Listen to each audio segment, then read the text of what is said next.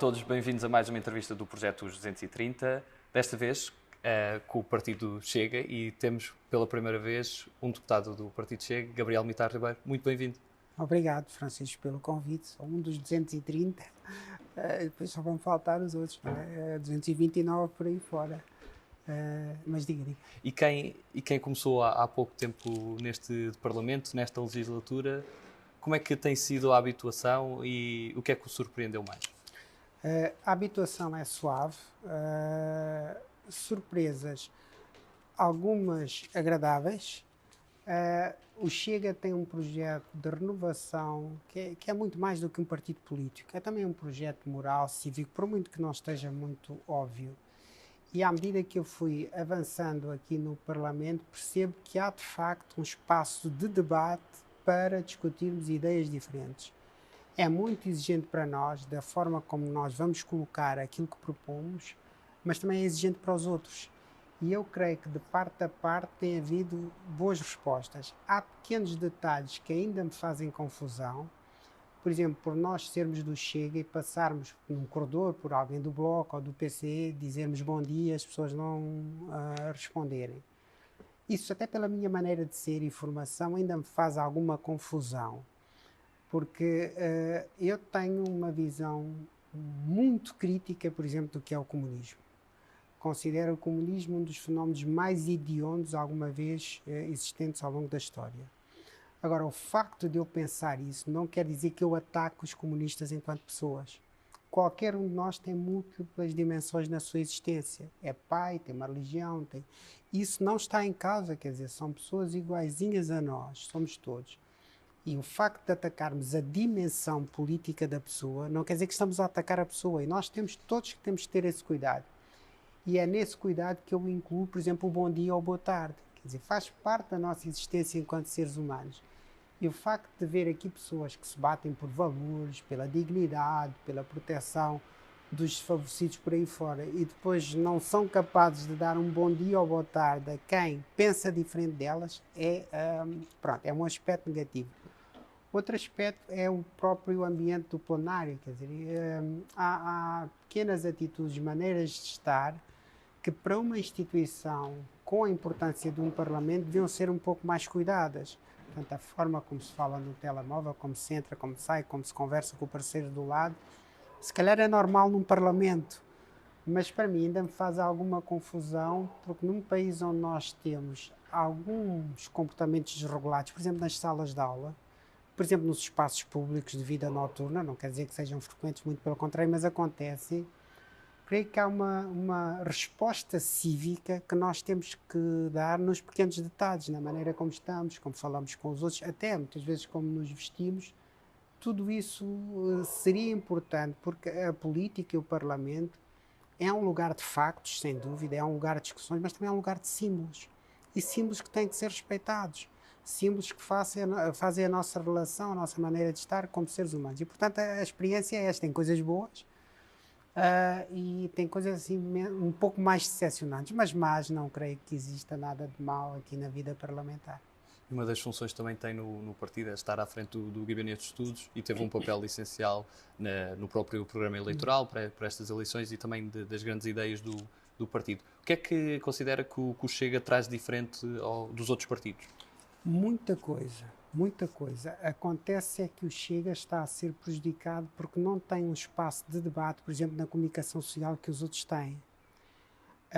E nós tivemos um enorme cuidado na preparação do programa, na orientação ideológica do partido, porque sabíamos que estávamos a tocar em aspectos sensíveis. Mas veja, isto já não é uma queixa, é um reparo que eu já faço há algum tempo. O Chega tem no panorama político português uma característica sui generis. Sui generis que é esta: foram outros que decidiram aquilo que nós éramos. Isto é, foram os outros que decidiram que nós éramos fascistas, neonazis, racistas, populistas e essa coisa toda. E isso coloca uma questão muito séria, que é esta: quando a identidade do sujeito, a minha, individual ou coletiva, quando a nossa identidade é imposta de fora para dentro, quando são os outros que decidem aquilo que nós somos, isto chama-se violência simbólica. Isto é terrorismo moral, isto é terrorismo identitário. E levado ao extremo, isto é até, digamos assim, violação mental. E, portanto, o que aconteceu ao Chega foi haver muitos passos na comunicação social e até nos meios universitários, e além dos meios políticos, que decidiram aquilo que o Chega é. E tem de aparecer um momento em que o Chega tem que dizer por si mesmo aquilo que é. E em bom português isto não se faz a ninguém. Agora, aquilo que o Chega quando as pessoas olharem com tranquilidade para o discurso do Chega, vão perceber que é estranho que se atribua, por exemplo, o rótulo de extrema-direita ou esse tipo de coisas. Porque quando nós arrumamos o programa, primeiro assumimos que não somos um mero partido político, somos também um movimento cívico, isto é, definimos uma série de valores, eu não vou aqui explicar, mas para mostrar que nós estamos abertos a um amplo espaço político que é de direita. Direita quer dizer, nós assumimos que somos direita, pelo menos para dizer o que é a direita é o que não é a esquerda, marcamos essa fronteira. Nós assumimos claramente que somos conservadores. Na esteira de Edmund Burke, por exemplo, estamos a dizer que não somos progressistas. Nós assumimos que somos reformistas, quer dizer que não somos revolucionários. Nós também assumimos que somos liberais, mas não à moda da iniciativa liberal. Temos a concepção liberal neste sentido. Acreditamos que o mercado regula a economia melhor que o Estado. Isso é próximo da iniciativa liberal, mas somos diferentes porque também acreditamos que a crítica social livre regula melhor as sociedades do que o próprio Estado. Isto para dar uma abertura e depois para enquadrar questões onde nós estamos muito envolvidos, por exemplo, como as questões raciais. E depois definimos no programa que somos também nacionalistas. Agora, estes fenómenos como o nacionalismo e todos os outros são ambivalentes, têm aspectos positivos e negativos. E se eu quiser fazer um desvio de interpretação, consoante um fenómeno me interessa, eu vejo só o positivo. Ou se me desagrada, eu vejo só o negativo. Muitas vezes as pessoas dizem, o nacionalismo matou muita gente, mas se formos ver assim, o globalismo matou muito mais, com certas ditaduras totalitárias que assumiram esse campo. E, portanto, há aqui um jogo de palavras que o Chega soube posicionar e arrumar e tem que passar para a opinião pública, mas isso é uma dimensão. Uma outra nossa luta muito forte é uma luta cívica, de sentido cívico, isto é, nós estamos a defender claramente a autonomia entre a sociedade e o Estado. Dizemos que a sociedade é anterior ao Estado e que nós estamos a sair de um ciclo histórico de sobreposição abusiva do Estado sobre a sociedade. Essa sobreposição, dou-lhe um detalhe, é quando o Estado, por exemplo, tem um Ministério da Educação. A educação é da família. E quando o Estado usurpa à família a educação, o Estado está a esvaziar a sociedade por via do esvaziamento da família. E, portanto, uma das nossas ideias muito claras é dizer que defendemos um Ministério do Ensino, o ensino é uma área da competência do Estado e a educação é da família, que tem que ver com valores, o ensino tem a ver mais com conhecimento, com uma dimensão académica. Mas também, nós no nosso programa político tivemos o cuidado, é difícil explicar isto, mas as pessoas têm que perceber, porque isto é uma das falhas maiores do regime, nós tivemos o cuidado de separar a sociedade da instituição. A sociedade é o espaço aberto onde tudo pode ser negociado, revisto, alterado, não há hierarquias, é o espaço pleno da democracia, pleno da liberdade, é o espaço aberto. A instituição é o contrário, é o espaço fechado. É o espaço para ser regulado por dentro, pelos agentes institucionais e tem de ter princípios como hierarquia, autoridade e ordem. O que nós estamos a dizer é que nunca viu ninguém do Chega, nem vai ver a contestar a democracia. Nós somos, e aqui eu digo, radicais defensores da democracia no espaço da sociedade. O que nós estamos a dizer é que vivemos um ciclo histórico de 40 anos de falhanço das instituições. Olha, a família, a escola, a justiça, por aí fora, a defesa de fronteiras por aí fora, nós vivemos um ciclo histórico de falhanço institucional porque abandonámos valores fundamentais para as instituições. São estes que eu estou a dizer, hierarquia, autoridade e ordem.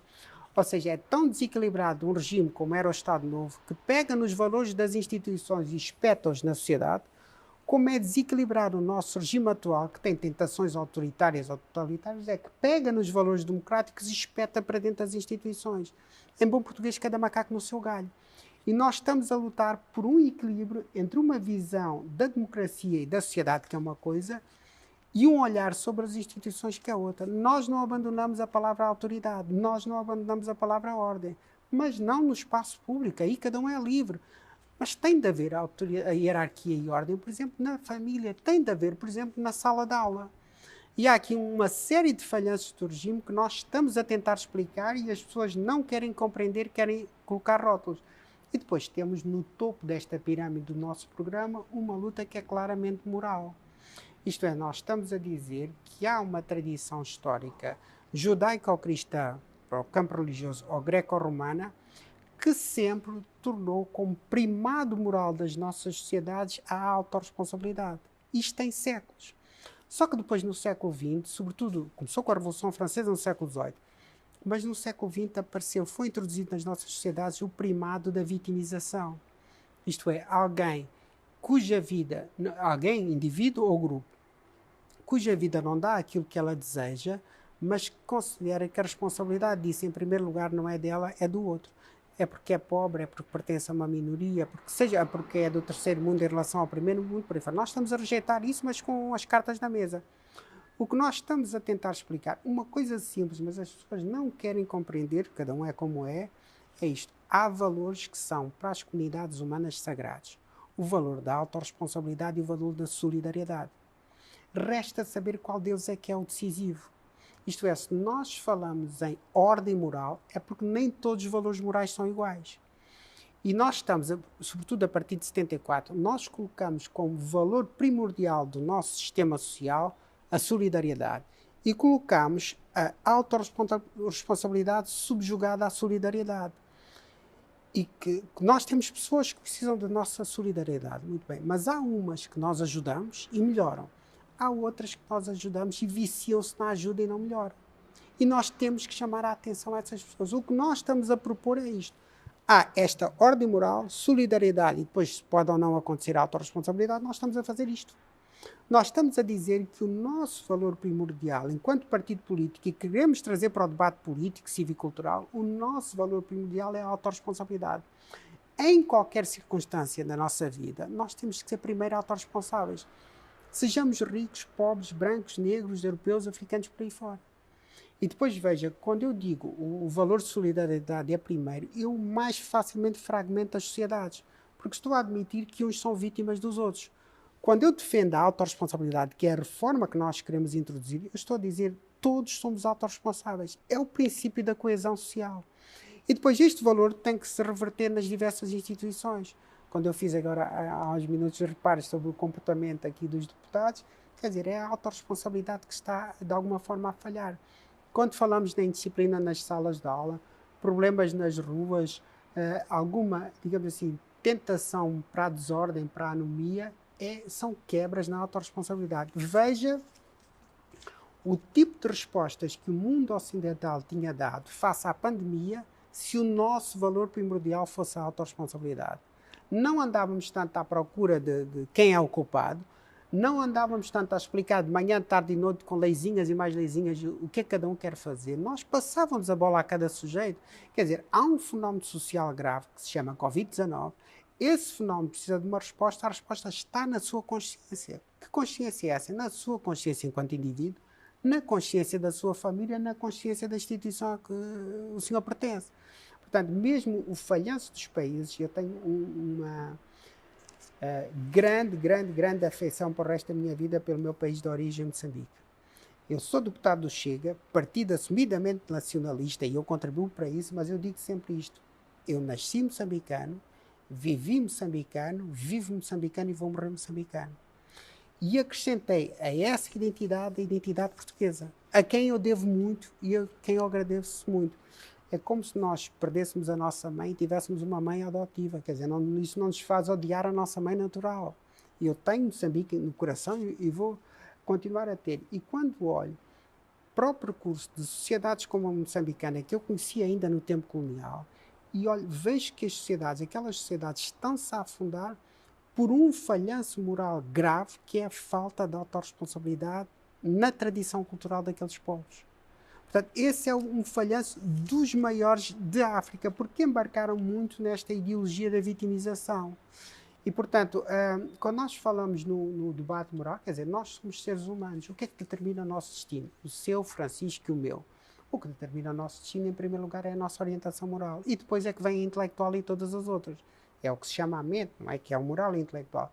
E, portanto, eu vir para o Chega, eu estar no Parlamento, só faz sentido se nós no Chega e eu, nesse grupo, conseguimos elevar um pouco o debate político. Quando digo elevar o debate político, olha, na qualidade, nós não estamos a ter uma conversa, isto é um monólogo, eu estou a falar sozinho. Mas pronto, na qualidade daquilo que vamos falando. E também elevar o debate para a dimensão cívica e moral. E confrontar. E quando nós tentamos fazer isso, olha, a extrema-direita é isto e é aquilo. E, portanto, a Europa precisa de um discurso político diferente.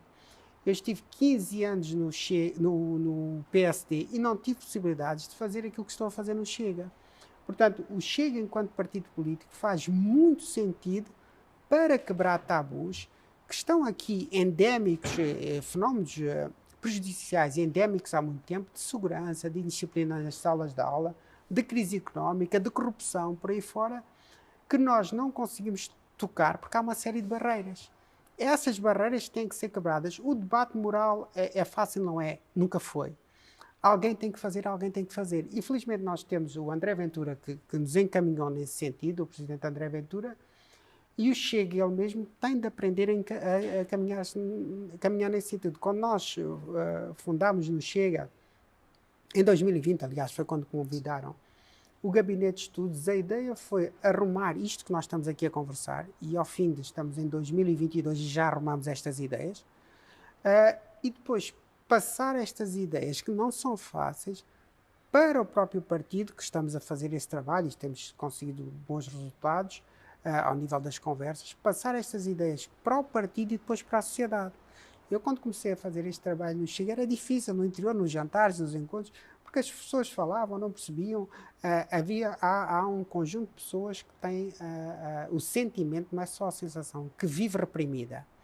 E sabe, quando as pessoas se sentem reprimidas, abre-se a tampa da panela de pressão, sai tudo.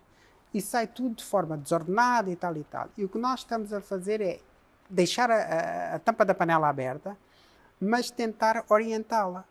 E, portanto, isto podia ter sido feito num outro espaço político. Em Portugal foi impossível. E ainda dentro dessa estruturação e desse princípio de autorresponsabilização que está muito vincado no programa e é mencionado várias vezes.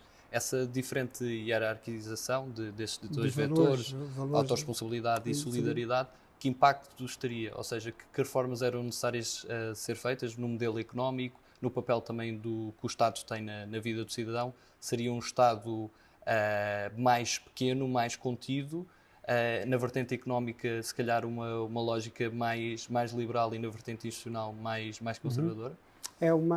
Aliás, mais do que eu responder à pergunta do Francisco, esse é um caminho de reflexão. E falando na vertente económica, política do Estado, a ver se eu falo uma cada vez. Por exemplo, na vertente económica, quando nós falamos da autorresponsabilidade, nós estamos a remeter muito do que é o destino económico de um país para a própria família, que é um dos nossos valores fundamentais. E ao remeter para a própria família, nós estamos a remeter a dinâmica económica, sobretudo para as micro, pequenas e médias empresas, que são empresas familiares e vivem em torno de um espírito familiar. Isto é construir a economia, digamos assim, de baixo para cima, ter esta ideia. O que nós temos é muito hoje uma economia construída de cima para baixo, do Estado para a sociedade. Este tipo de economia olha muito para as grandes empresas, para os grandes negócios, para os grandes financiamentos. Mas depois, quando vai ver o tecido empresarial, o que cria de facto emprego, o que cria a dinâmica do dia-a-dia, o que dá sentido às cidades, ao mundo rural, por aí fora, é a pequena e média empresa. E, portanto, nós estamos a defender este tipo de modelo económico justamente porque deriva da autorresponsabilidade. Isto é, nós dizemos que em Portugal há uma tradição muito estatista, e eu sou um deles, dou o braço a torcer. Nós procuramos muito empregos formais no Estado. E nós temos poucos incentivos para uma mentalidade mais autónoma, mais empresarial, mais liberta. E um pouco é isto a autorresponsabilidade. Isso ao nível económico. Por exemplo, menos funcionários públicos? Sim. O Estado pesa muito E isso é fundamental, porque depois não conseguimos baixar impostos para... E depois, a outra parte da pergunta que colocou, que é a vertente económica. Aí foi que eu, no fundo, já disse há bocado, quer dizer, política é tudo que resulta da relação entre a sociedade e o Estado. E nós estamos num ciclo histórico em que o Estado tem pesado muito e é preciso dar mais peso à sociedade. Agora, se tem um aparelho de Estado, a estatização muito vincada, não consegue libertar a sociedade. Agora, isso não quer dizer, no nosso caso, de maneira nenhuma, enfraquecer o Estado. O que nós estamos a dizer é o Estado tem que ser forte nas suas funções de soberania, que são meia dúzia. Defesa, segurança, impostos, enfim, meia dúzia de funções. Mas depois tudo o resto, ou que esteja na fronteira entre o Estado e a sociedade. Por exemplo, o Estado pode regular a saúde, pode regular o ensino, pode regular a segurança social, por aí fora. Mas pode contratualizar isso, pode abrir espaço à sociedade para responder por ela mesma a estas funções ou necessidades. Depois há funções que são mesmo autónomas da sociedade, que têm que ser respeitadas enquanto tal. Por exemplo, ao nível do desporto, por exemplo, ao nível da cultura, ao nível da religião, por aí fora. E vê que quando o Estado tem muito peso, o Estado mete o nariz onde não deve. Nós temos um problema grave de falta de autonomia das instituições. E temos um problema grave de falta de autonomia das instituições porque a política meteu-se em tudo e prostitui tudo. Não vai a um jogo de futebol sem haver uma campanha antirracista ou qualquer coisa. As empresas também são moralizadas para terem uma atuação no sentido político. E veja, agora o que se passa com o Twitter, por aí fora. Isto é, há um excesso de política numa dimensão da vida social que devia ter mais peso, por exemplo, daquilo que nós acreditamos, das crenças, da economia, de outros hábitos, da nossa autorresponsabilidade. Portanto, nós temos que repensar o Estado. Eu estou a fazer um filme geral, mas no nosso programa está tudo muito detalhado. Nós temos que pensar o Estado de outra forma, mas sempre pensar o Estado em função de uma sociedade. E de um Estado que confia na sociedade, que confia na iniciativa privada, que confia nas famílias, por exemplo, a educação dos filhos. E nós, nestas décadas, navegámos num sentido, já vem do início do século XX. Agora é tempo de corrigir isso com um debate político com alguma qualidade.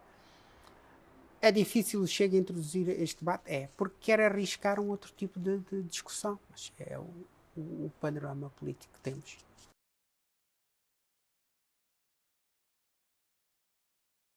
E falando um pouco da sua vida e da sua formação, começou por estudar na Faculdade de Letras e depois transitou para o ESTEC. Como é que também foi esse período numa altura diferente?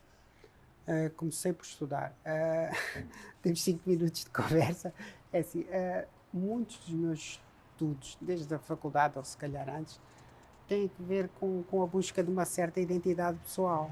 Não é por acaso que eu caminhei para a História e depois para a História na Faculdade de Letras. Comecei em Coimbra, fiz o primeiro ano de História em Coimbra, depois concluí aqui na Faculdade de Letras. Depois na Faculdade de Letras comecei um mestrado em História Contemporânea, mas depois quando comecei esse mestrado em História Contemporânea eu descobri que o que eu queria era Moçambique e havia o mestrado de Estudos Africanos no ISCTE que falava especificamente sobre Moçambique, mas com panorama interdisciplinar. Então eu mudei-me para o ISCTE.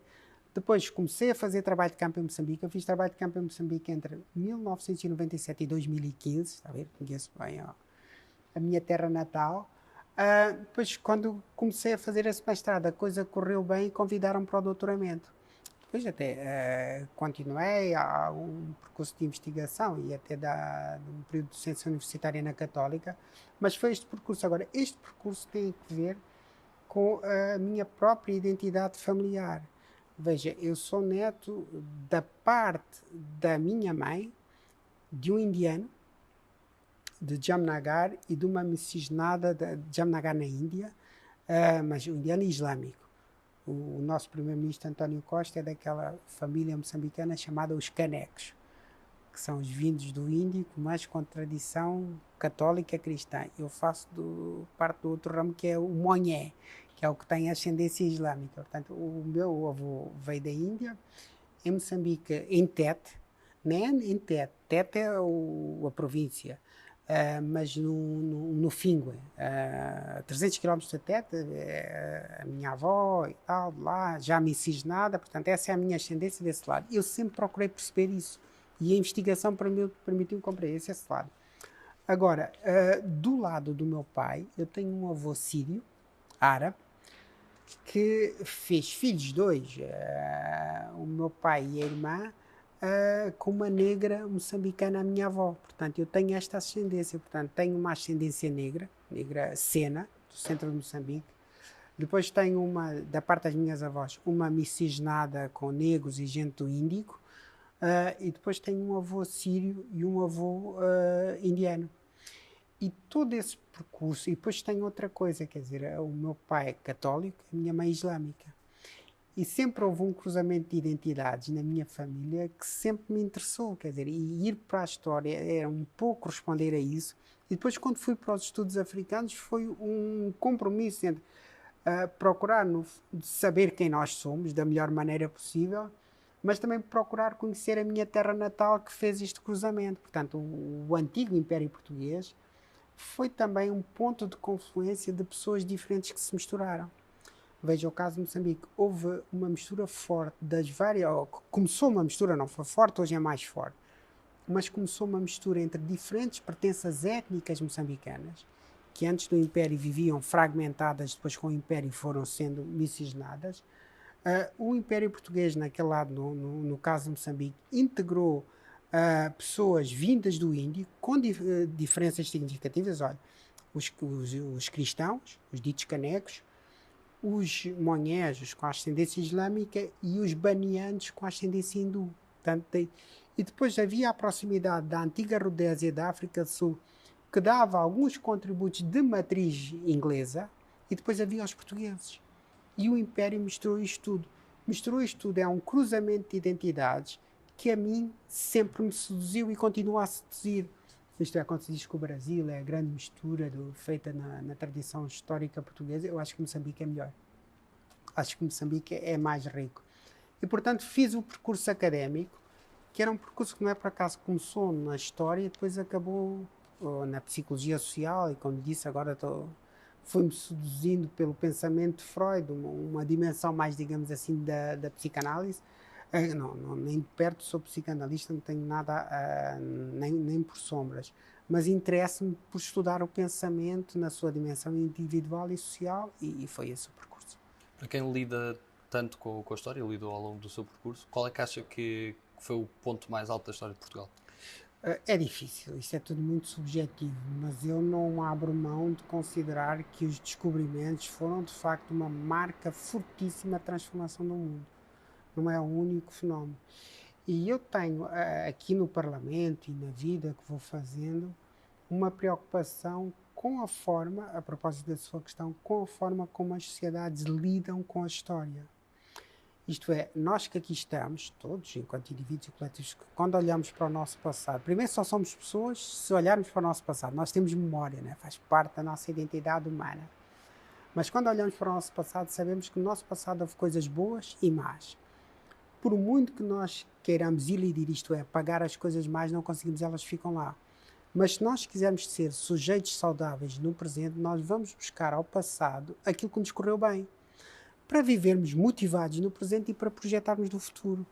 Mas quando transita da boa gestão da memória individual, que é essa, para o ensino da história, que é a gestão da memória coletiva, o que tem nas nossas sociedades europeias e africanas que é um fenómeno altamente preocupante, que se chama o desvio funcional depressivo da memória coletiva. Isto é, a história deste último meio século, o que anda a fazer é uma focagem radical no lado negativo da memória e ensinar às pessoas aquilo que elas têm, que é depressivo, que é mau, que é frustrante. E isso depois necessariamente produz sociedades frustradas. E eu, ao dizer isto, tenho alguns cuidados. Primeiro, o lado mau da história nunca se apaga.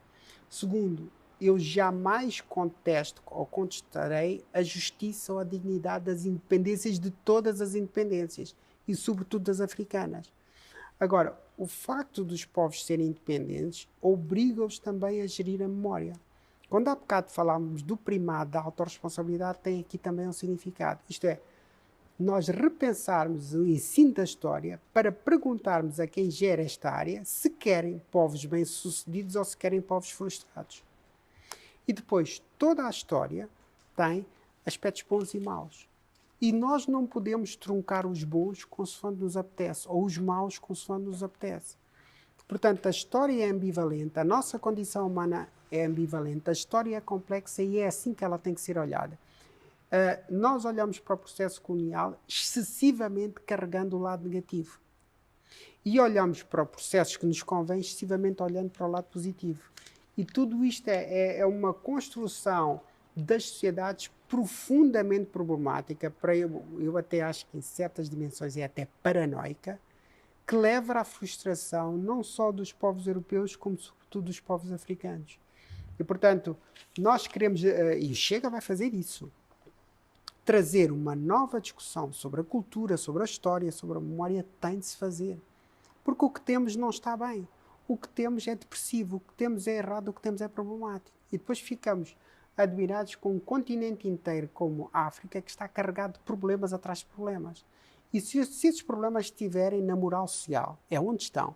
Se esses problemas estiverem na concepção de história, é onde estão. E nós fingimos que não vemos. Quer dizer, nós no Chega, vamos dizer assim, uma espécie de ponto de ordem, atenção. É preciso de repensar muita coisa, não é colocar rótulos aos outros, é preciso discutir com outra abertura. Portanto, como vê, este é um mundo, nós agora estamos a começar.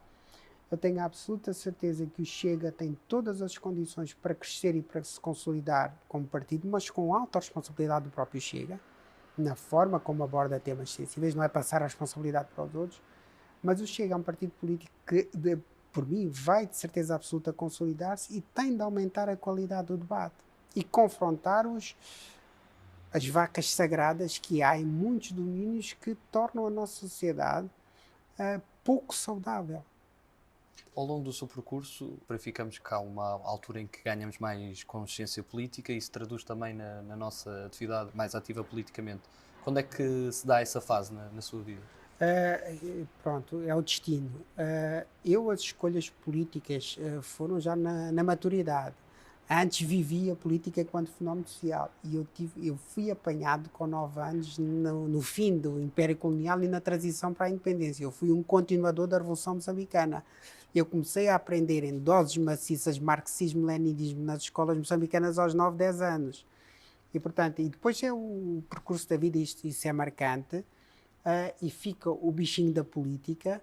Só que eu depois tive a sorte de racionalizar esse bichinho com a formação, a investigação por aí fora, e só cheguei à política já com as ideias mais do que arrumadas sobre o que era o campo político. Eu escolhi o Chega por uma questão racional, afetiva sem dúvida, mas sobretudo racional, porque eu percebia a riqueza deste projeto, a riqueza desta ideia, o sentido diferente que o André Ventura trazia à política, por exemplo, o valor político da coragem, da frontalidade, do querer romper.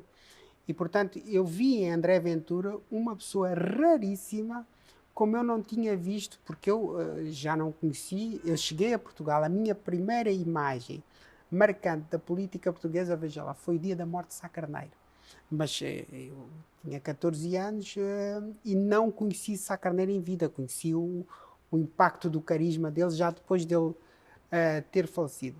Conheci algum carisma com o professor Cavaco Silva, sem dúvida, de uma forma diferente com o Dr. Pedro Passos Coelho. Mas descobri em André Ventura uma ruptura muito mais ousada, como eu não tinha visto no meu percurso de vida aqui em Portugal, né? Porque ele vem, de facto, trazer qualquer coisa de novo. É aquela ideia de Descartes. Descartes dizia mais ou menos isto, né? Quando nós estamos perdidos numa floresta, não vale a pena andarmos à volta. Ainda que determine uma casa, nós escolhemos uma direção e vamos sempre nessa direção, ainda que não saibamos bem para onde estamos a ir. Mas há uma coisa certa, estamos a sair da floresta. E foi um pouco isso que seduziu no presidente André Ventura. É alguém que tem a certeza que a sociedade anda perdida numa floresta e escolheu um caminho e vai nesse caminho. Agora, esse caminho não é determinado à partida, é para ir construindo. Nós não queremos ser mais um partido de intelectuais que vem com ideias feitas para explicar aos outros como é o mundo. Nós estamos objetivamente a tentar ser um partido que pega no senso comum, na conversa de café. Não é para trazer a conversa de café para o debate político, é para usar a conversa de café como matéria-prima indispensável, é para usar o senso comum como matéria-prima indispensável para nós conhecermos o ser humano. É que se nós não conhecemos o ser humano a partir do senso comum, que ser humano é que nós conhecemos? Quer dizer, 2 ou 3 iluminados intelectuais? Não, e portanto eu vi na maneira de estar e ser, antes de o conhecer, antes de entrar no Chega, de André Ventura, um homem raro, um homem que trazia uma intuição nova à política, que trazia coragem, que queria romper, que queria uma coisa diferente, e via, sou mais velho do que ele, não é? E a princípio olhava para ele como um rapaz com muito boa vontade, e continuo a olhar. Agora já vejo nele uma postura mais institucional, está a traduzir isso para o partido, mas as pessoas fazem isso com o percurso que vão fazer, vão construindo. E o André Ventura é um pouco isso, quer dizer, vai ter o meu apoio, porque acho que ele merece aquilo que está a conseguir. E quais é que são as suas grandes referências a nível da cena internacional? A nível de referências à cena internacional, eu prefiro os grandes intelectuais, falei aqui do Burke, podia falar de outros, mas creio que o presidente, primeiro havia uma transformação no sentido de mudar os sistemas políticos mais para a direita que vinha da Europa Central. Mas para mim o Brexit, ao contrário dos outros, foi marcante em termos positivos, mas olhei e olho com muitos bons olhos para a profunda transformação que o presidente Donald Trump introduziu. Quer dizer, nós estamos a falar aqui da autorresponsabilidade. A autorresponsabilidade tem uma dimensão de um certo nacionalismo e aquele America First fazia sentido. Não é tanto para a América, é para cada país aprender a caminhar por aí. E, portanto, havia uma sociedade bloqueada, um pensamento parado que, mal ou bem, o presidente Trump rompeu. E depois também continuo a olhar com bons olhos para aquilo que o presidente Bolsonaro fez no Brasil. Isto é, e eu explico, as grandes transformações, há um professor, falecido, o saudoso professor Carlos Amaral Dias, que ele insistia nesta ideia, ele dizia que as coisas importantes não se passam no centro, as coisas importantes passam sempre na periferia, e é a periferia que introduz as grandes transformações na sociedade e no mundo. Isto é, quando nós vemos qual foi a grande transformação à entrada do século XX, foi a Rússia. E a Rússia era absolutamente periférica. Ainda vivia num regime absoluto que a Europa Ocidental se ia libertando desde o século XVIII. E esse país periférico foi o país que mais revolucionou as transformações do século XX. E revolucionou com este paralelo, com o pensamento de Marx e com a atuação pragmática de Lenin e depois do Stalin por aí fora. Portanto, a grande transformação do mundo à entrada do século XX veio de uma periferia. E eu olho mais ou menos com os mesmos olhos, embora com outra contextualização, para o que aconteceu no Brasil com o presidente Jair Bolsonaro. Se reparar, o sucesso, ou o relativo sucesso do presidente Jair Bolsonaro de refazer um certo domínio excessivo da esquerda, muito excessivo no Brasil, da esquerda, veio na sequência de uma longa preparação intelectual feita por Olavo de Carvalho. Olavo de Carvalho, para mim, é um filósofo extraordinário, não é académico, é autodidata, mas ele tem a particularidade de fazer política com o senso comum e olhar para as questões cotidianas. Filosofia. E fez a filosofia baseada no senso comum e uma filosofia que tocou no coração e na cabeça dos brasileiros. Portanto, há um percurso intelectual preparado para mudar cabeças e mudar corações desde os anos 90 ou antes, pelo Olavo de Carvalho, que depois o presidente Bolsonaro deu um conteúdo prático a isto. E por muito que eventualmente regresse o poder do presidente Lula, o Brasil já mudou para sempre. E se nós repararmos, o Brasil é de alguma forma, não, é mesmo uma periferia em relação ao sistema internacional, às grandes potências. E a transformação do mundo está a vir justamente dali. O Brasil tem problemas muito parecidos com a África. Por exemplo, corrupção, por exemplo, criminalidade, por exemplo, insegurança. E houve pelo menos uma tentativa de resposta desse regime, ou dessa transformação do Bolsonaro e do Olavo de Carvalho, que que mais cedo ou mais tarde vai ter impacto em África. E veja, portanto, eu não tomo o presidente Bolsonaro ou o presidente Trump como referências intelectuais minhas, não. Mas eu tenho absoluta consciência, para a minha liberdade, para eu estar a falar aqui hoje com a liberdade com que estou a falar, devo-os a eles. Porque eles deram um impulso a um processo civilizacional que está agora a começar. Cometeram erros? Cometeram. Podiam ter feito as coisas melhores? Um e outro podiam, mas o que é facto é que mudaram. E mudaram no sentido de um reequilíbrio, e eu estou a referir-me, não é só um reequilíbrio do mundo, é um reequilíbrio da própria condição humana. E, portanto, em termos políticos, tenho essas referências, e quando falo no mesmo sentido do presidente Orbán, lá vem a democracia liberal, quer dizer, esses conceitos adjetivados são muitas vezes usados pelos nossos adversários políticos para travarem mudanças, para não olharem para os erros que eles mesmos cometem. E, portanto, tudo isto é um espaço de abertura que eu tomo esses presidentes, quer o presidente Trump, quer o presidente... Eu sei que às vezes há até pessoas que são um bocadinho prudentes com isto, eu não sou, até dediquei o livro ao presidente Trump e ao Bolsonaro, mas o presidente Trump, o presidente Bolsonaro e mesmo o Viktor Orbán são movimentos que de facto estão a reequilibrar o mundo. E que agora há aspectos sagrados para nós no Chega, que é a preservação da democracia. Quer dizer, nós não podemos falar de tudo, não é? Mas há questões que nós temos que introduzir com algum cuidado no debate político, por exemplo, com esta expressão do populismo. Eu tenho dificuldades em conversar com as pessoas. Olha, eu digo moral, as pessoas dizem moralismo. Eu digo popular, as pessoas dizem populismo. Eu digo colonial, as pessoas dizem colonialismo. Eu digo autoridade, as pessoas dizem autoritarismo. Quer dizer, isto é uma manipulação grosseira da linguagem da qual nós nos temos que libertar. Se nós não conseguimos falar de moral porque alguém nos acusa, você está a ser moralista, nós não estamos a falar do ser humano. Eu quero falar das questões coloniais. Colonialista, eu não estou a falar do colonialismo, estou a falar de uma coisa diferente chamada colonização. Nós estamos, olha, as sociedades não podem viver sem autoridade. Autoritarista, autoritário, quer dizer, isto é a conversa que se tenha. E nós estamos a falar de gente adulta que devia pensar duas vezes, por exemplo, antes de ter um debate parlamentar. Mas, infelizmente, a qualidade do debate político é algo pela qual nós temos que lutar. A política tem que ser representada por todos. Pode ser operário, não precisa ter estudos, não é isso? Mas tem que ter uma qualidade e o cuidado no uso de certas palavras. Quer dizer, eu dei uma entrevista a propósito de não ter sido eleito para vice-presidente da Assembleia da República, que foi um ato de hipocrisia dos outros parlamentares que dizem que combatem o racismo. Eu vou a uma entrevista e eu tento explicar, uma, duas, três vezes, a coisa não passa, que uma coisa é uma questão racial, outra coisa é o racismo, lá vêm os ismos. E explicar isto tem alguma complexidade, só nós admitirmos que podemos discutir questões raciais sem que elas necessariamente queiram dizer racismo. Só o facto de nós termos pessoas que aceitassem isto, nós já elevávamos a qualidade do debate político. Mas eu depois fui ler coisas que se escreveram na imprensa sobre a minha entrevista e disse, o deputado Chega queixou-se de racismo. Vão ver a minha entrevista, eu nunca jamais me queixei de racismo.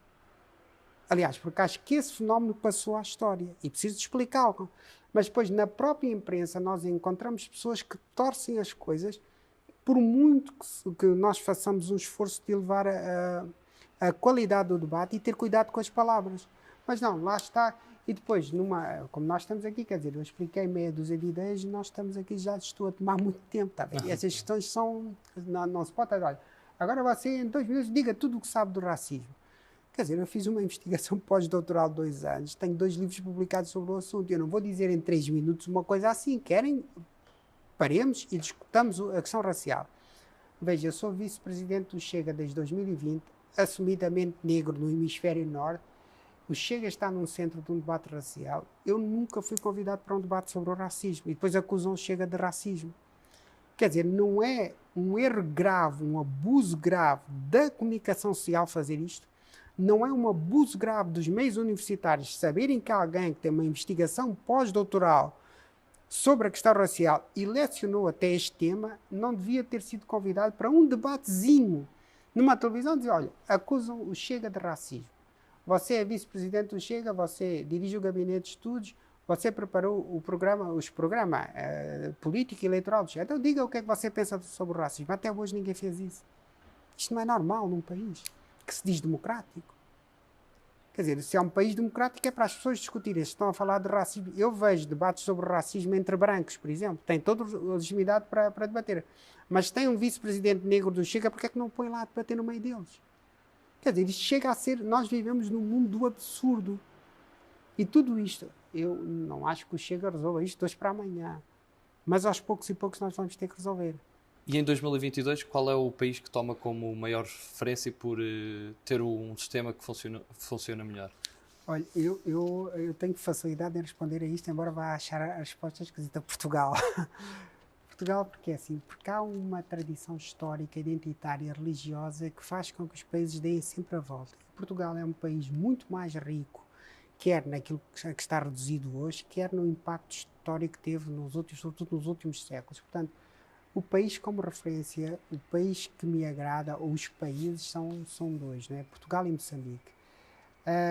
E até definir o espaço de Portugal além mar, numa outra dimensão completamente diferente, é possível. Portanto, Portugal está mal economicamente, Portugal tem um sistema político disfuncional, mas Portugal tem um povo que tem uma tendência para ser pacífico, para a introspeção, e consegue dar a volta às situações mais difíceis. E o Chega vai ser um grande desafio para que esse Portugal possa mudar. Há sempre, estes últimos 40 anos, tiveram evidentemente coisas boas.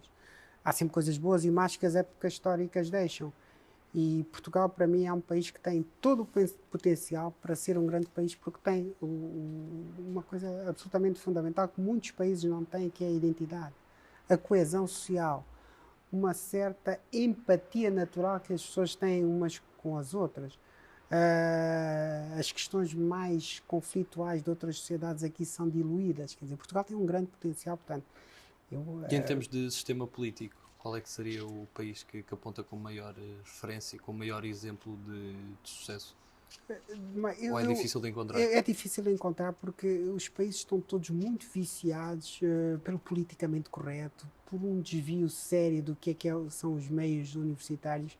Eu tenho muitas dificuldades, não vou referir a Inglaterra, que tem, apesar de tudo, uma tradição democrática sólida, outros países mais pacíficos, com uma capacidade de auscultação das populações, como a Suíça, por aí fora. Há vários, mas nós estamos num momento histórico que é um momento de reinvenção civilizacional. E, portanto, a minha referência mesmo é mais nacional, ou nacionalista, é mais Portugal. No mundo da literatura tem, assim, alguns autores que não se cansa de ler? Tenho muitos autores de referência, mas em termos de pensamento, gosto daqueles mais duros, da área mais académica, como é o caso de Freud, de Edmund Burke. Tenho um autor que para mim foi muito marcante, uma referência fortíssima no meu percurso, que é o Serge Moscovici. Portanto, são aqueles... gosto de coisas que às vezes assim mais complicadas, por exemplo, Max Weber. Agora, na literatura, tenho sempre aqueles livros de referência, quando o tempo passa, volto, por exemplo, Gabriel Garcia Marques, O Amor nos Tempos de Collor, embora goste de outros, 100 Anos de Solidão. Enfim, são várias as referências que tenho e que vou regressando a elas, umas vezes vou aprendendo, mas pronto. E na música? Na música a coisa é muito variada. Eu, como bom africano que sou, não posso deixar de referir o Paulo Flores, o Bonga, aquelas músicas. E não é da minha terra, as músicas moçambicanas, infelizmente, não têm esse impacto. Gosto de música africana, também gosto de música clássica, mas se me pedisse escolha uma música. Eu, neste momento, assim, de repente, escolhia, por exemplo, a música, e depois vai ouvir, façam-me essa promessa que vai ouvir, A Montanha, de Roberto Carlos. Não é que eu seja um grande fã de Roberto Carlos, mas eu lembro-me de ouvir essa música em criança, e é uma música que traduzia uma maneira de estar da época, isto é, o nosso dever de agradecer, ele diz agradecer a Deus, mas agradecer aquilo que a vida nos dá. Eu tive uma vida muito difícil, eu fui mesmo pobre em Portugal. E nunca me senti desesperado, e continuo a agradecer aquilo que a vida me deu, mesmo nesses momentos mais difíceis, porque podia trabalhar, porque podia estudar e soube encaminhar. Portanto, há um sentido de agradecimento ao que a vida nos dá, o sentido de agradecimento ao estar com o outro, que depois destas teorias da vitimização, culpabilização do outro, apagaram muito a responsabilidade virada para dentro. Portanto, ouça a montanha e depois logo vê se ela tem ou não a ver com aquilo que eu estive aqui a falar. Pronto, mas as referências musicais são várias e eu não sou de me fixar. Pois tenho, quando cheguei a Portugal nos anos 80, eu tinha este gosto pela música africana, mas depois também tive uma passagem pelo heavy metal que me marcou muito, e tenho uma banda de referência que é Thin Lizzy, não sei se conhece, mas do Phil Lynott. Foi uma das bandas que me marcou no percurso académico, né? Mas pronto, isto depois vai mudar, nós passamos por coisas diferentes, depois umas gostamos, depois com o tempo. Por exemplo, eu gostava dos Pink Floyd, Another Brick in the Wall, mas quando percebi o que aquilo estava a destruir na autoridade e dignidade do professor, comecei a pôr assim atenção, isto é ideologia, mas enfim... E se pudesse recomendar um filme, qual é que seria? Um filme... há filmes que me marcaram, daqueles que levo para a vida, por exemplo, o Gandhi. O Gandhi eu recomendo, também podia referir a lista de Schindler por aí fora. 2 filmes tensos até. Filmes tensos, mas o Gandhi que parece-me uma construção cinematográfica muito bem conseguida e que traduz aqueles homens raros na história. Começou com Jesus Cristo para quem acredita, depois Gandhi, depois Luther King ou Nelson Mandela, que conseguem lutar por aquilo que acreditam, sempre pela via pacífica.